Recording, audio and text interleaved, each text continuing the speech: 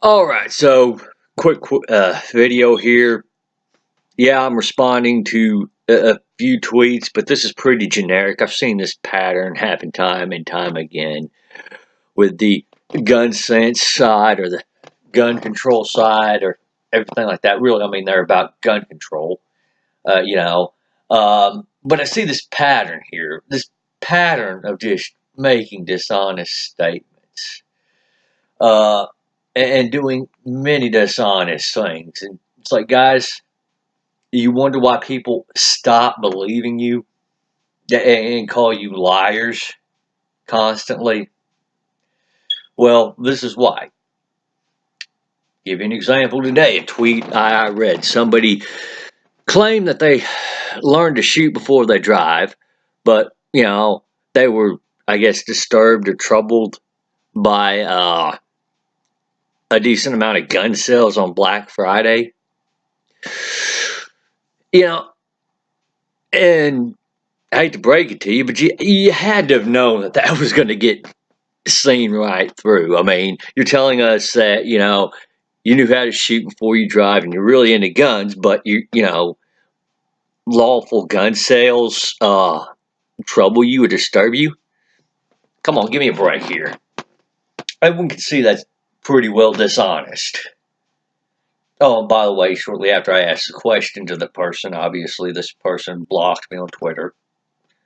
What a shock. I mean, it's kind of funny, Asking a simple question is such as, okay, well, how can you claim to be in favor of the Second Amendment while being appalled by gun sales or something like that?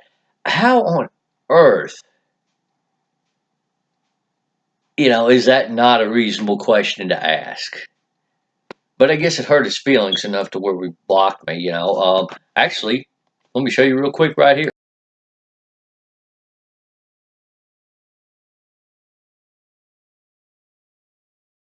Yeah. So again, obviously you blocked us. Yet your side always claims that it's long overdue for a discussion on this issue.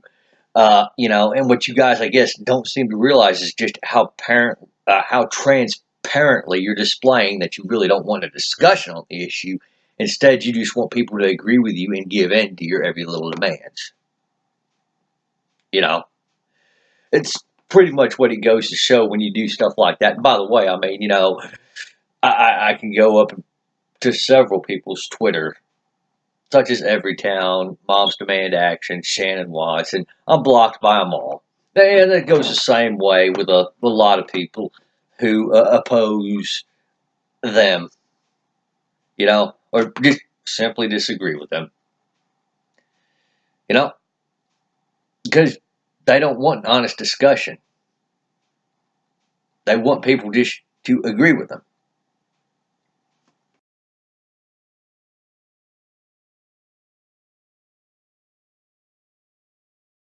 All right, so as you can tell, I mean, this argument, if you've been in the debate for a bit, this argument or a variant of this argument right here, this gun controller is making, this gun sense person is making, is that, self-defense cases are anecdotes. Now, we sure have a lot of them occur annually in this country for them to be just anecdotes, but that's aside the point. But it's kind of funny because every time there's a mass shooting that goes on, even though those are statistical zeros in any country, I mean,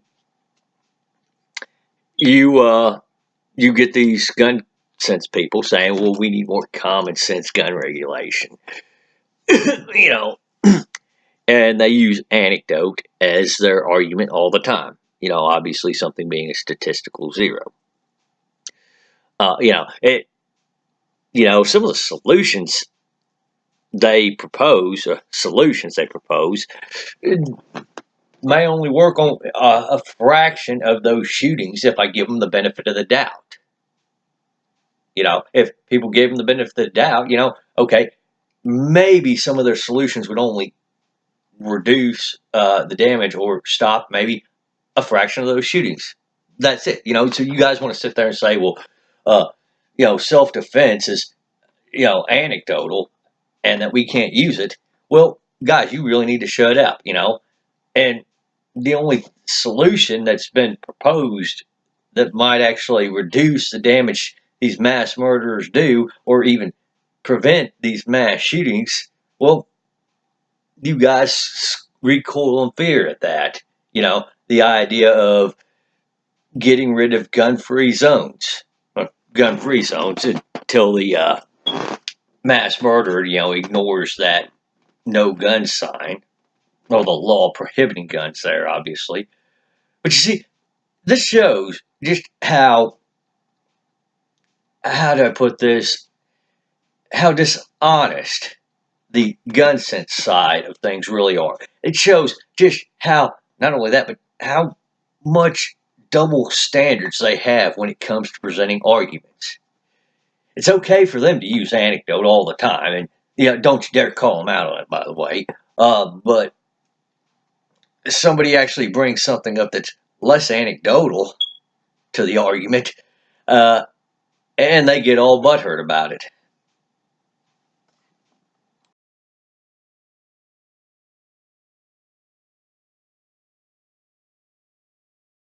All right. So I don't have to go very far for this. This is on the same thread, same poster, by the way. This person is claiming that in some states, the number of total firearm related deaths exceeds the number of automobile accidents, you know? And leave it to gun sense people as they call them, leave it to them to compare oranges to apples, or expect us to do that, or to cherry pick the data whichever way they want to do it. You notice how they have to include all that, which the bulk of our gun-related deaths are suicides. And there's really not much you can do about gun-related suicides unless you're willing to tackle the issue of suicide as a whole. You know, you can't just sit there and put further restrictions on firearms, and think the overall suicide rate is going to go down. They've tried that in Canada. It doesn't work. Um, South Korea, another nation that has a huge amount of gun control, but yet their suicide rate dwarfs the rest of the world. Um, Again, homicides is another separate problem. Notice how the person who's posting below this guy is trying to bring it more of an apples to apples comparison. But again, gun sense people like to make up their own rules and then break them all the dang time. So I'm sure from that person's response is either going to be, them ignoring that responder, or they're going to say that, well, that's irrelevant. You know, that's how they always argue. You can't ever get them to address the facts at hand. You can't get them to compare apples to apples. You can't get them to stop cherry picking and stop making up rules for us, for our side, what we have to follow when arguing with them, while they simultaneously break those very rules. Or then change them whenever it's convenient for them. So,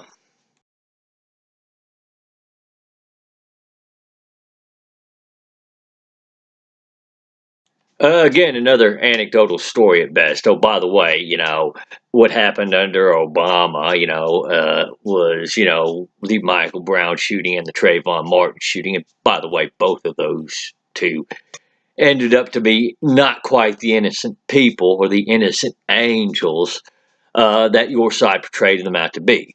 So I don't have any reason to believe that this person that gets shot in this article is any different, you know?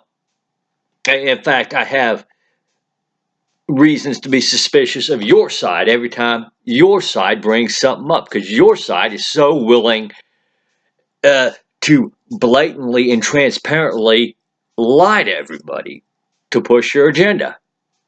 And when facts come along, you guys go, la, la, la, la, la, la, la, not listening, you know? So, again, even if that is the case, uh, it's anecdote. Again, I'm not going to give you the benefit of the doubt by even entertaining the fact that might be a fact or that story might be factual. I'm just not. You guys actually have to go out and prove to me your claims first. And I need a source other than, say, the Huffington Post, CNN, the Young Turks, and stuff that's blatantly willing to go out and lie at the drop of a dime.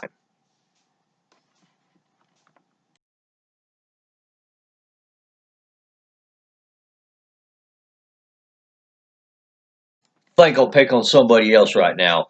This is another case of gun sense people taking anecdotal cases that are statistic zeros and painting them as the norm, and using these as calls for more gun control.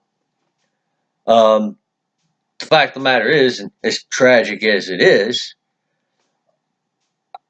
well, it's a statistical zero. This isn't the norm. Now, what's one more gun law going to do to prevent something like this? Right, one, you can't sell guns to toddlers.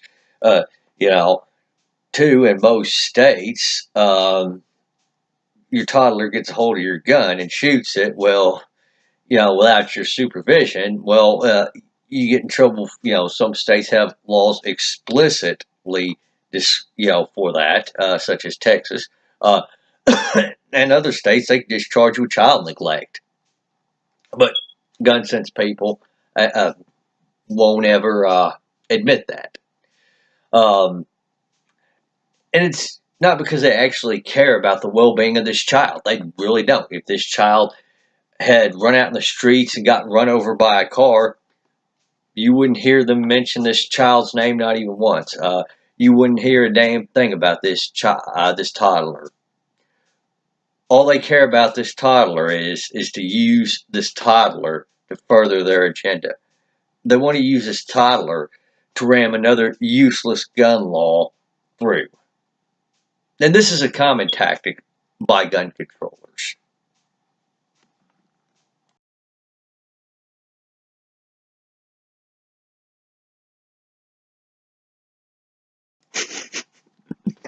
No, there you have it. I mean, it's not thug culture. It's not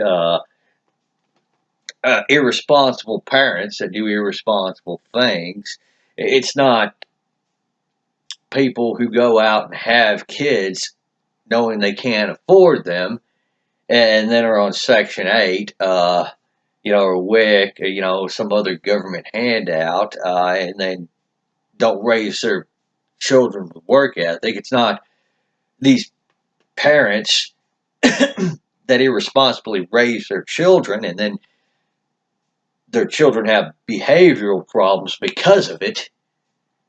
No, it's got to be us gun owners, It's got to be the people who just simply want to collect guns, have a gun for personal protection,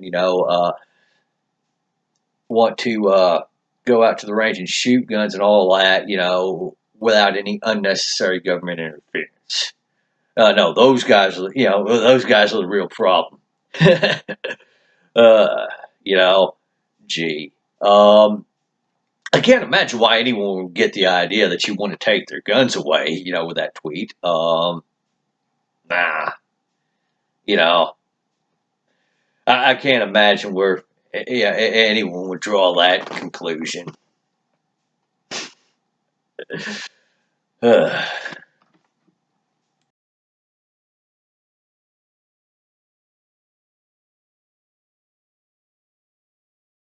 Oh, yes, because God forbid we require so much as a photo ID to verify who you are before you go vote, right? Uh, God forbid we want to make sure you're here in this country legally before you cast a vote in our elections, right? God forbid we make sure we do one thing, we'll take one step to make sure that you're not going from polling place to polling place giving false names, in order to vote multiple times. You know, God forbid we do even that slightest step to preserve the integrity of our system. And yet, you have probably have no problem with having to show an ID to purchase a firearm. You have probably no problem with having to fill out that 4473 or go through the background check. And hell, you're a Hillary supporter in Massachusetts, so I'm pretty sure you probably support the draconian restrictions they have there, such as requiring a license to even purchase a firearm, and and even then, banning certain semi-automatic firearms, based on external features. I mean, I'm pretty sure, you have no problem with that. In fact, I'm pretty sure you support that. In fact, I'm pretty sure you're going to sit there and say, "Oh, gun owners, stop pretending like we're oppressing you." You guys not see the inconsistency with these people? Um, you know, one activity is a protected right under a constitution. The other one, uh, the only amendments it has addressing it, says you can't discriminate based on race or gender in order, or ethnicity or religion, in order to deny somebody the ability to do the other. But yet this person acts like it's such an act of oppression just to show ID before you vote. But yet all these other stupid hoops and restrictions that are put on gun owners in her state, I'm pretty sure she supports, and I'm pretty sure she doesn't think those even go far enough. Now, guys, these people are why we have to remain active, even after the election. One, I'd like to hold Trump to his word on some of this stuff. Yeah, I'd really like to see that national concealed carry reciprocity go through. And in order to do that, we're going to have to actually hold our elected officials' feet to the fire on this one. And just the same, when it comes to other stuff, I mean, guys, this is the time we need to start getting rid of some of these stupid gun laws. Is while we have at least somebody who at least pretends to be friendly to the Second Amendment. I mean, at least pretends. I mean, he could very well be incredibly friendly to the Second Amendment. We won't know until he actually shows it. So this is the chance we have to get some of these bad gun laws off the book. And we have to be vigilant, and we can't quit, because guess what? Idiots like these I've shown you on Twitter, they're not going to quit either. They're just simply not. Y'all take her easy out there. Have a great day.